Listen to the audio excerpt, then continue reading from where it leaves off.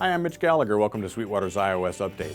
This time out, a 4-channel dock that allows you to record audio signals into any DAW app running inside your iPad. Let's get started. Today we're looking at the Alesis I/O Mix. This is a 4-channel recorder dock that allows you to connect microphones, guitars, keyboards, any type of input signals and bring them into your DAW app running inside your iPad. You might be using Cubasis, you might use Aria, you might use another one, but any of those apps will be able to see the inputs coming from the I/O Mix and allow you to treat this basically as a standalone recorder. The I/O Mix is compatible with any full-sized iPad, including the iPad Air. Loading it up is very easy. You simply open up the door on the side, and there's a connector here. You can see that we can pop that off. In this case, I've got a 30-pin adapter on there. There also is a lightning adapter if you're using a newer iPad. So we connect that up, and basically we just slide our iPad into place. Once the iPad is in place, connect the connector onto the end of the iPad, and we're good to go.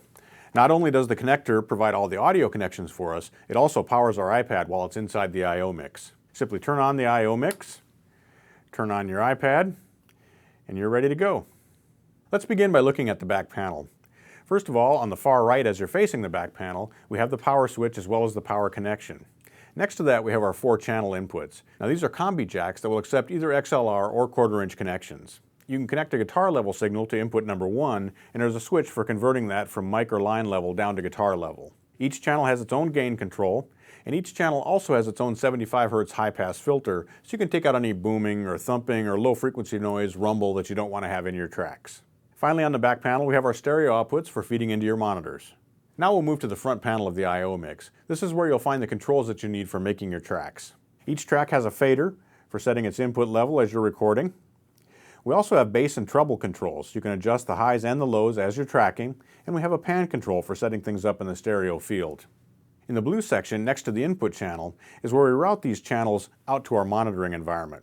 So for example, we have a level control that sets how much of the 4 input channels are being sent on to the master output into the headphones. We've also got a 4-channel mix button, we've got a limiter button that prevents distortion, and then we can route that mix to our headphones if we like. The master section has a headphone volume control, and it also has a master volume control that sets the level that's coming out of our left and right stereo outputs. Finally, we have a direct button, which engages direct monitoring. That'd be latency free, so we don't have any delay as we're monitoring our tracks when we're recording. And we have a mono switch for setting the stereo output to mono. Wrapping things up is a headphone connection on the bottom of the front panel. Let's take a look at how you might record tracks using the I/O Mix. In order to get a drum track in here, what I've done is loaded up the DM1 app, which is a drum machine app, and it's running here inside my iPad.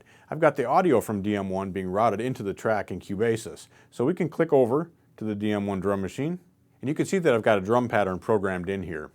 We can click back to Cubasis. So we should be all set. All I have to do is click record in Cubasis. The audio from the drum machine will be piped right into our track here.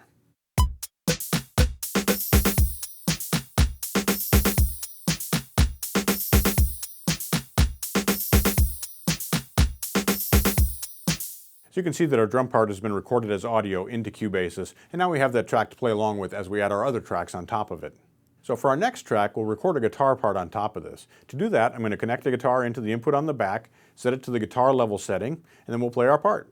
We'll create an audio track for our guitar to feed into by clicking the plus sign here. Now we'll need to make sure the input for this track is assigned to input number 1, which is where our guitar is connected. So we'll click the routing switch, and we are indeed set to number 1, so we should be good to go. Once we have our input routed, we can set up our levels so that we can play along with the track. Now there are a couple ways you can do this. You could monitor right through Cubasis or whatever DAW that you're using, but the I/O Mix actually provides you with a way to have latency-free monitoring so there's no delay as you're listening to the tracks played back. You access that by pushing the direct button here on the front panel. We have control over our guitar volume with the fader here, and there's an input gain control back by the input on the back panel.